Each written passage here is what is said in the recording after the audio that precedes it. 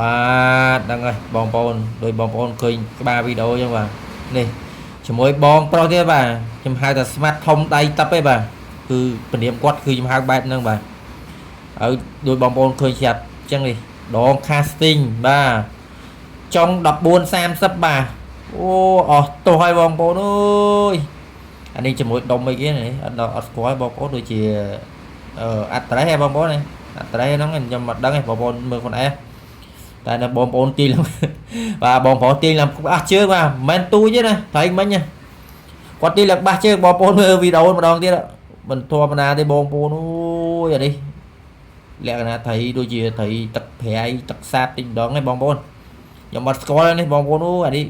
មិនដឹងថៃអីបាទអានេះដឹងតែដាក់ទូកញ្ចក់ទៅចិញ្ចឹមមើលទៅស្អាតថៃប្រភេទនេះណានេះឥឡូវគាត់អត់យកគាត់ប្រហែលជាលេងទៅវិញបាទថៃនេះប្រហែលជាថៃលក្ខណៈថៃអភិរក្សណា